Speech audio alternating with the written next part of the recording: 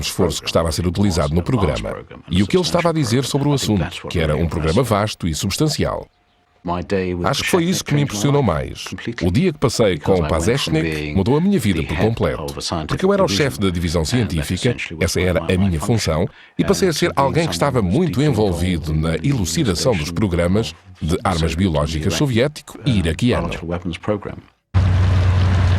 O relatório de Kelly sobre as revelações de Pazeshnik teria repercussões ao mais alto nível.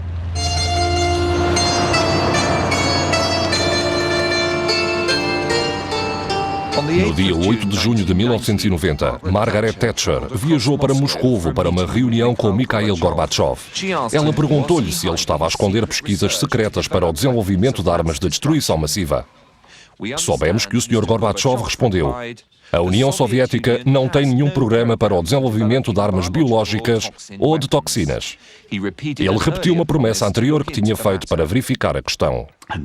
E isso deu origem a uma série de visitas que foram feitas a complexos soviéticos, porque ele negou e disse que já não tinha um programa. Ele não se importava nada que os cientistas viessem ver por si próprios que não estava a acontecer nada nesses complexos. Um ano mais tarde, Kelly chefiou uma equipa internacional na primeira visita aos locais suspeitos de desenvolverem armas biológicas soviéticas. Estes eram os fatos que eles usavam na Rússia, muito diferentes dos que seriam usados no Ocidente. Eles tinham de trabalhar naquela área, o que era mesmo muito diferente de trabalhar num complexo de alta contenção na América. Aqui nós temos válvulas que nos permitem ligar o cordão umbilical, por onde passa o ar, entre o fato e o sistema de fornecimento de ar. Na Rússia, aquilo era uma torneira normal, da qual se tirava a mangueira, que se dobrava e se segurava com o dedo até chegar à próxima. Uma experiência completamente diferente. E ao sair do complexo, claro que tivemos de tirar o fato e tomar um duche. É um pouco desarmante estar nu ao pé do teu anfitrião à saída. É mesmo uma experiência muito estranha.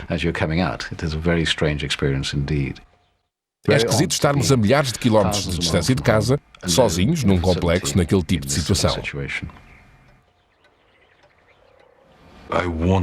Eu queria que eles encontrassem alguma coisa. Ao mesmo tempo, como era o diretor, claro que era responsabilidade minha não os deixar encontrar nada. Por isso era uma situação bastante interessante. O Dr. Alibek, quando eu o conheci, chamava-se Alibekov, quando o vi pela primeira vez na União Soviética. Ele era um indivíduo impressionante. Onde quer que nós fôssemos, ele sabia o que se passava naqueles laboratórios, ou parecia saber, e muitas vezes tomava a iniciativa de dar explicações, tentando impedir que as pessoas que trabalhavam nos laboratórios nos dessem as suas próprias explicações. Eles vieram visitar as nossas instalações. Eles dizem que não, que é preto. Nós dizemos que não, que é branco. Eles dizem que não, que é uma câmara de explosivos.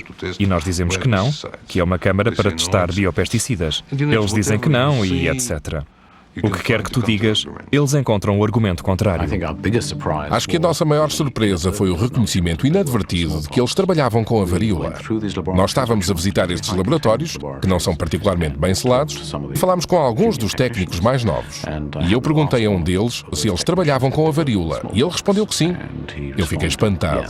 Primeiro porque não esperava encontrá-la ali. E principalmente, eu nunca pensei que eles trabalhassem num laboratório com este baixo nível de qualidade.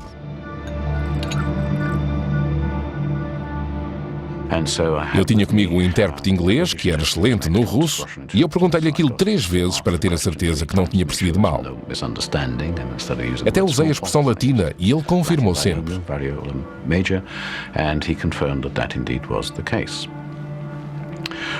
Depois fomos ver a câmara de aerossóis dinâmicos, que era no mesmo edifício. Aí eles reconheceram que faziam testes de aerossóis com varicela, não varíola. Acho que esse foi o momento mais tenso de toda a inspeção. Quando discutimos com a pessoa responsável por essa câmara de aerossóis a natureza do trabalho que lá se realizava.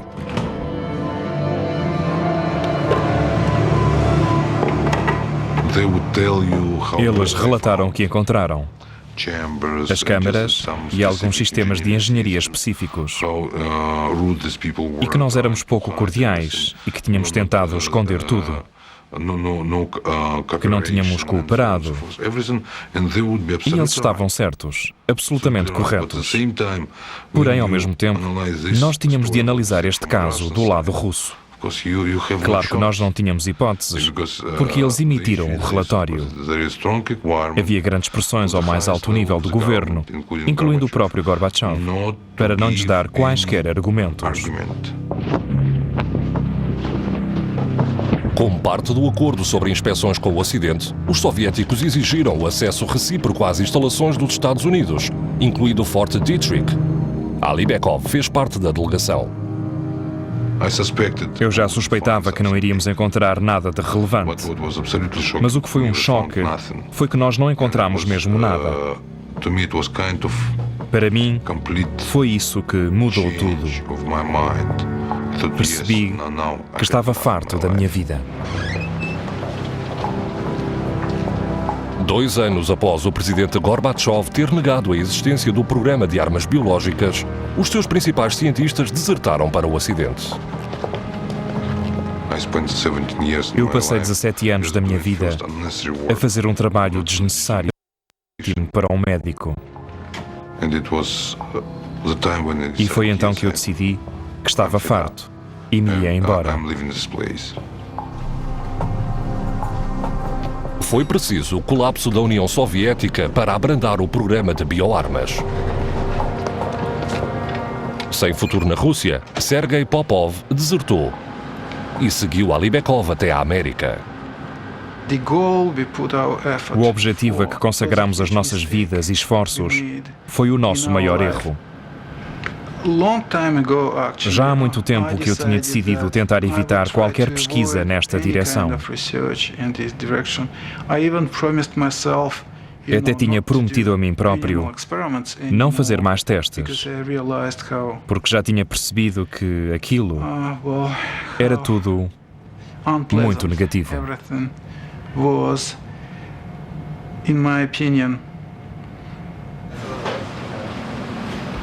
Quando Ali Bekov chegou aos Estados Unidos, ele teve dificuldades em convencer os serviços secretos americanos da enormidade do programa soviético de bioarmas. Quando as pessoas vinham falar comigo, eu percebi logo que ninguém fazia ideia do que eu estava a dizer. Especialmente quando eu descrevia o processo de produção e por aí em diante. Até que um dia veio ao meu escritório um homem relativamente mais velho e deu-me um cartão de visita onde dizia perito em bioarmas. O Dr. Alibek e eu falamos a mesma linguagem. Eu tenho experiência nesta área e ele também. E não é preciso muito para que alguém que domine o seu campo de conhecimentos fique a saber se o outro está a falar verdade ou não. Eu percebi imediatamente que ele era a pessoa indicada. Posso dizer que ele foi a única pessoa na minha vida nos Estados Unidos que percebeu do que é que eu estava a falar. Claro que a partir de aí foi um alívio.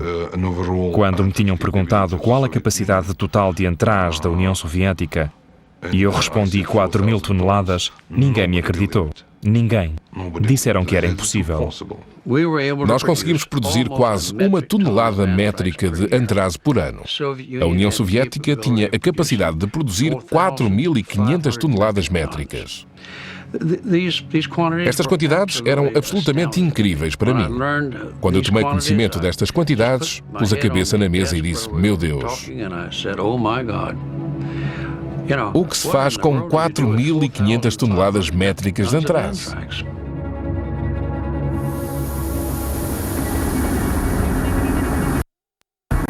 Desde então, a tecnologia das bioarmas criada durante a Guerra Fria espalhou-se por todo o mundo.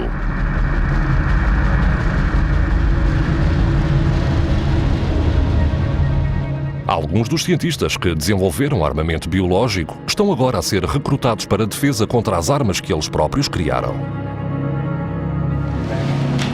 Sergei Popov está a trabalhar para uma empresa privada em biotecnologia. Ele está a desenvolver uma vacina de largo espectro contra uma variedade de agentes biológicos. Se eu pudesse mudar a minha vida, começaria por fazer o que faço agora. Porque esta foi sempre a área mais atraente da pesquisa. Lidar com criaturas como os micróbios, que por vezes até parecem mais espertos que nós.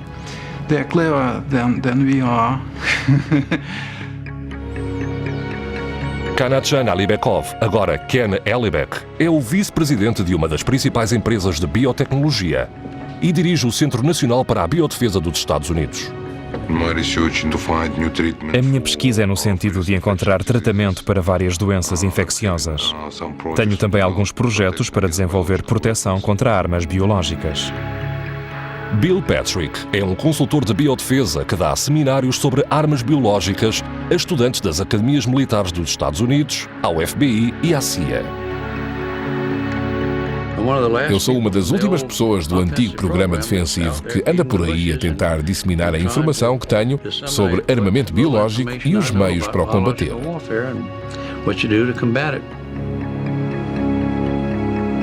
Matthew Messelson continua a fazer lobby para a assinatura de um tratado novo e abrangente que proíba toda a pesquisa sobre armas químicas e biológicas.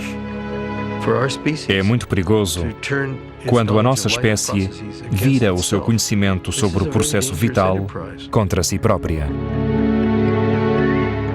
David Kelly, antigo inspetor de armamento das Nações Unidas e conselheiro de armas biológicas do governo britânico, monitorizou a disseminação de armas de destruição massiva por todo o mundo. Não há uma delineação clara entre pesquisa ofensiva oposta ao desenvolvimento e pesquisa defensiva. O que determina se é ofensiva ou defensiva é a intenção que está por trás, e as intenções são muito difíceis de determinar. O Dr. David Kelly foi encontrado morto na floresta perto de sua casa em julho de 2003. Pouco antes da sua morte, ele tinha estado envolvido na controvérsia que rodeou os relatórios dos serviços de informação sobre as supostas armas de destruição massiva do Iraque.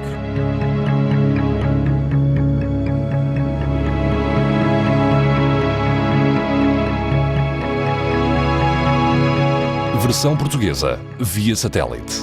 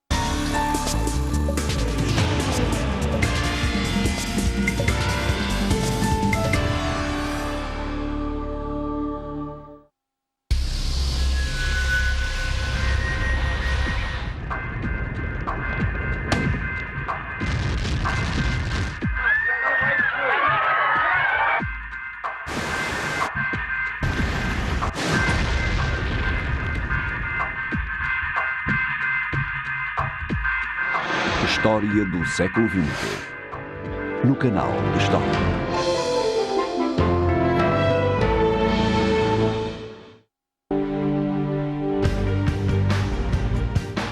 Temidos desde os primórdios da civilização. Autênticos peritos no negócio da guerra. São uma indústria poderosa em plena expansão. Entre no mundo privado e exclusivamente reservado aos soldados de aluguer. Assassinos a soldo ou tropas de segurança privada. Soldados de aluguer, no canal.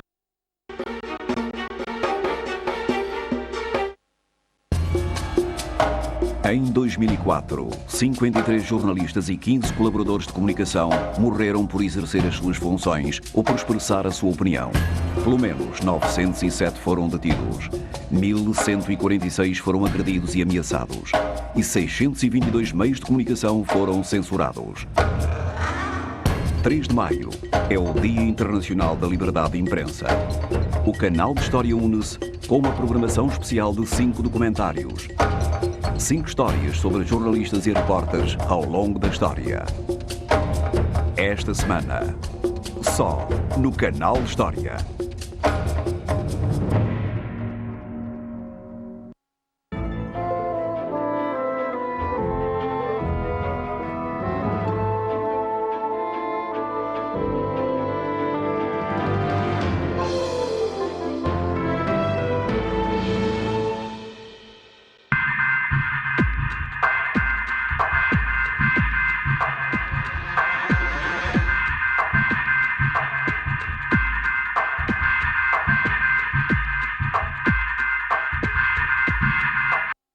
Os mais.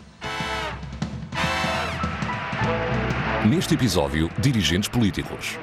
O charuto, a farda, os modos. Já conhecemos a lenda. Agora, o que faz de Fidel Castro um dirigente político único? Espiões. A bomba atómica e os Rosenberg. Pagaram o preço mais alto por espiarem a América. Agora, um colega e conspirador conta o que realmente aconteceu aos mais famigerados espiões da América. Terra. Uma barragem cede e a água inunda tudo. A mais grave falha de engenharia civil na América poderia ter sido evitada? Tudo isto e mais já a seguir em Os Mais.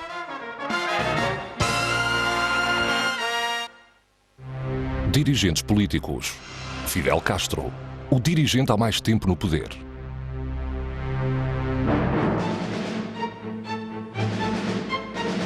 A fumar um charuto ou com uma espingarda na mão. Envergando a farda do exército ou a jogar numa equipa de beisebol. A rir ou a falar arrebatadamente. Fidel Castro, com o seu aspecto um tanto mal cuidado, há mais de 4 décadas que é sinónimo de poder. Como dirigente de Cuba desde 1959, Castro supera os seus concorrentes na longevidade. Maliatoa Tunumafili II, de Samoa, que está no cargo desde 1962, e Gassimbe Eyadiyama, do Togo, que governa o seu país desde 1967. Desde a vitoriosa Revolução de Castro, já houve 9 presidentes nos Estados Unidos. E Castro lutou contra cada um deles. O lugar de Castro na história será, de certo, de uma figura-chave no decurso dos antagonismos da Guerra Fria no hemisfério ocidental. Ele é a figura mais importante que já desafiou os Estados Unidos. Castro depressa criou o seu currículo anti-americano e pró-comunista durante a invasão da Baía dos Porcos, apoiada pelos americanos, e a crise dos mísseis de Cuba, o mais perto que o mundo já esteve da guerra nuclear. Castro é uma figura imponente na cena internacional, mas manter o poder no seu país durante mais de 40 anos exige um toque diferente. Ele tem-no conseguido, suprimindo impiedosamente quem dele discorde e quem se lhe oponha, prendendo dezenas de milhares e executando centenas. Mas as táticas violentas não têm sido o único meio de Castro para estar há tempo no poder. Em grande medida, Castro tem conseguido permanecer no poder por a maioria das suas políticas agradarem plenamente ao povo. Criou os cuidados de saúde universais gratuitos e melhorou muito o sistema de ensino e as infraestruturas gerais. A queda do comunismo soviético foi a maior prova ao regime de mais de 40 anos de Castro. Com a perda de entre 4 e 6 mil milhões de dólares anuais em subsídios, para muitos cubanos a vida é uma dura luta diária. Porém, Castro mantém o controle incontestado do seu país-ilha e, com mais de 70 anos de idade, o seu único inimigo parece ser o tempo.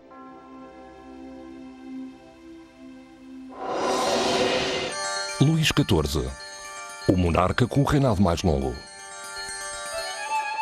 Luís XIV tornou-se rei da França em 1643 com a morte do pai, que se chamava, claro, Luís XIII. O pequeno Luís era uma tímida criança quando fez 5 anos, uma idade em que atualmente a maioria das crianças está mais interessada em brincar do que em criar política governamental. Mas o jovem Luís era o chefe dos 19 milhões de súbditos da França e, segundo a constituição desta, até era dono deles, podendo fazer-lhes o que quisesse.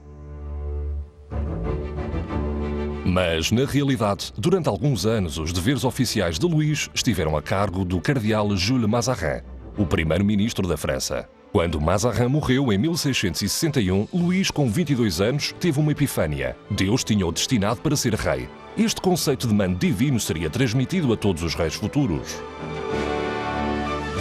Luís tratou de se transformar no Rei Sol, em torno do qual o mundo giraria. A maior medida que Luís tomou foi a mudança da sede do governo de Paris para o Palácio de Versalhes. O Palácio de Versalhes era o símbolo visível do poder incontornável do rei. Era lá que residia o Rei Sol, cujo poder irradiava para toda a parte. Luís apreciava muito a beleza da arte e da literatura, mas o seu insaciável apetite de guerra era decididamente feio. Em parte, as campanhas militares de Luís foram feitas para criar no povo um maior sentido de patriotismo e apego à coroa. E nisso foram muito bem sucedidos. Os 50 anos de guerra de Luís puseram também a França no mapa como potência mundial. Mas Luís sobreestimou a sua energia. Ironicamente, o rei rapaz tinha-se tornado idoso. Já não conseguia governar eficazmente o seu império e a França ficou enfraquecida. Morreu em 1715, depois de governar a França durante 72 anos, o mais longo reinado de um monarca da história. Isabel I, a mais poderosa monarca. Nascida em 1533, Isabel I de Inglaterra teve uma infância bastante inauspiciosa. A mãe, Ana Bolena, tinha sido decapitada por ordem do famigerado Henrique VIII, o pai de Isabel, devido a ter cometido o mais indizível ato: não gerar um herdeiro. Ao que parece, Henrique pensava que uma mulher nunca saberia governar eficazmente o reino. Estava enganado. Creio que Isabel pode ser qualificada como a mais poderosa monarca de sempre, pois a Inglaterra do século XVI era um país em que a monarquia era muito importante. Mas, para ser um grande dirigente, Isabel teve primeiro de provar a sua aptidão militar. Em 1588, a temida Armada de Espanha foi enviada à Inglaterra para destronar a rainha e restabelecer o catolicismo romano.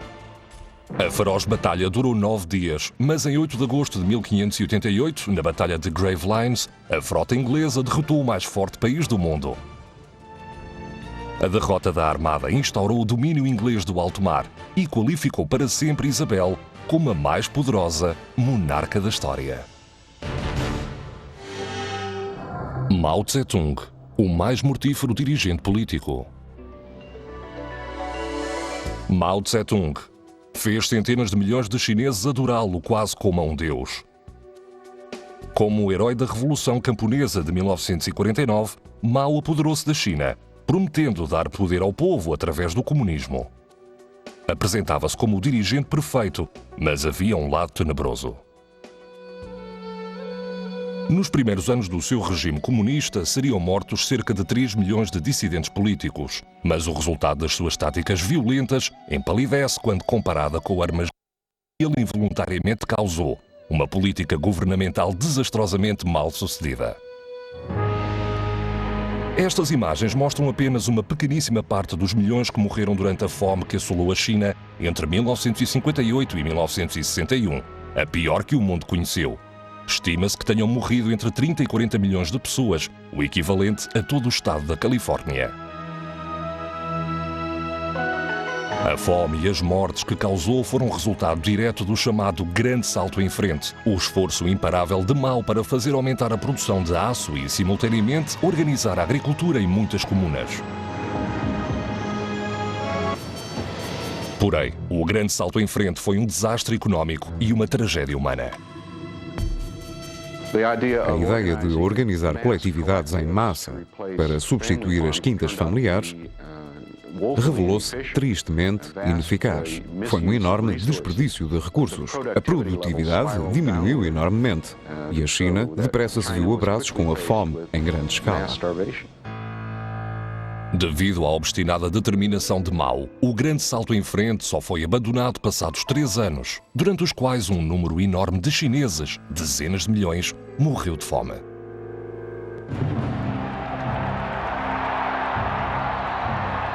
Porém, com a Revolução Cultural de Mao, os milhões que sobreviveram às suas letais decisões tornaram a reverenciá-lo, apesar de ser o mais mortífero dirigente político de sempre.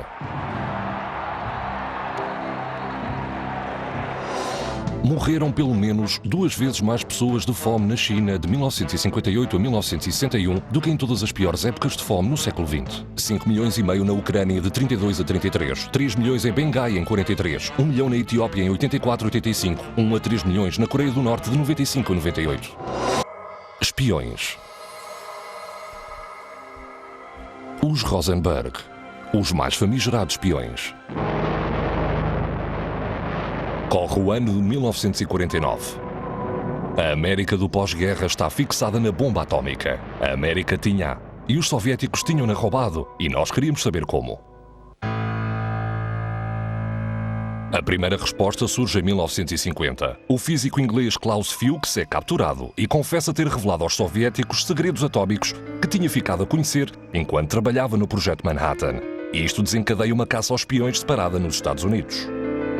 Uma investigação do FBI conduz a David Greenglass, antigo soldado de Los Alamos, a instalação nuclear mais secreta da América. Por seu turno, ele denuncia 2 simpatizantes comunistas, Ethel e Julius Rosenberg, que são acusados de engendrar o roubo da bomba atómica para os russos. O engenheiro Morton Sobel também está implicado. Conhecia os Rosenberg havia anos. Eram vulgaríssimas.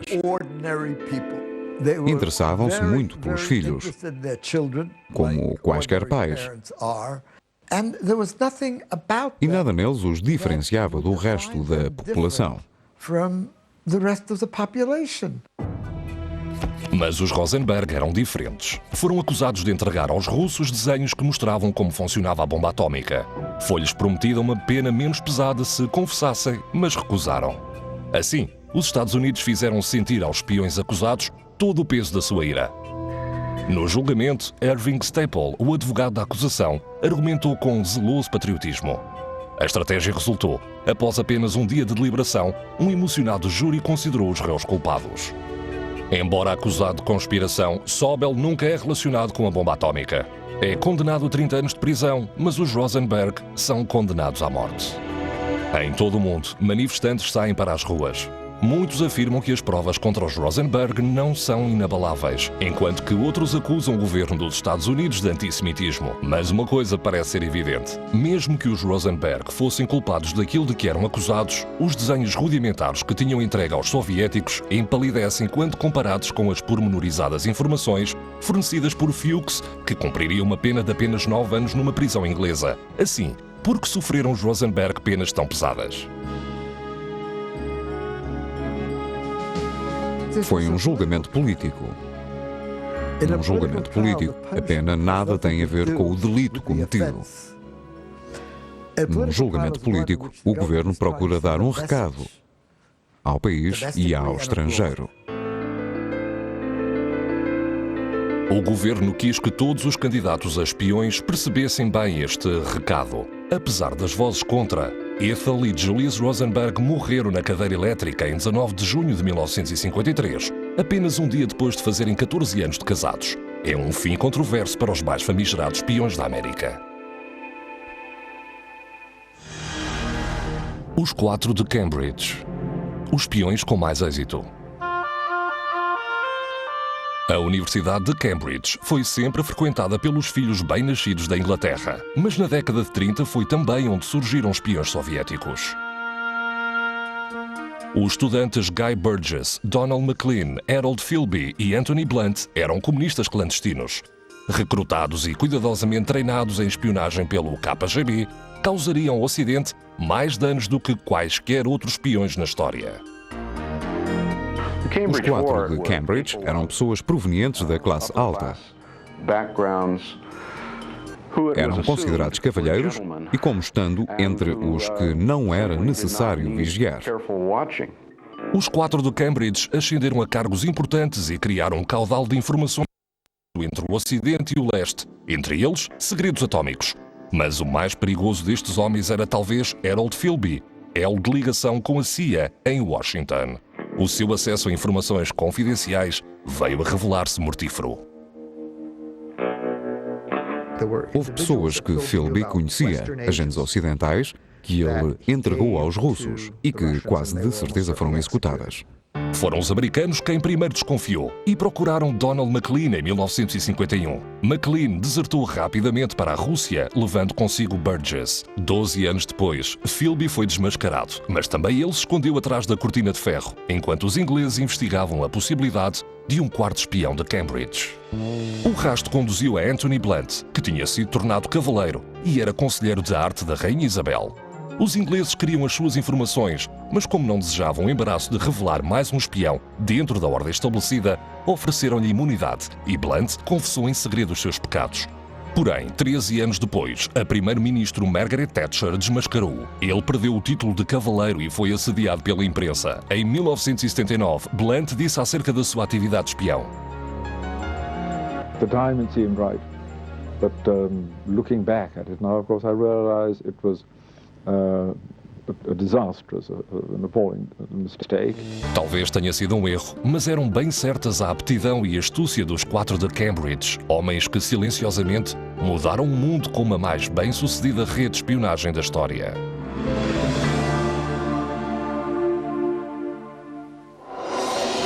Dos 4, Philby teve a mais longa carreira na espionagem. Depois de desertar da União Soviética em 30 de junho de 1963, continuou a trabalhar para a KGB até 1988.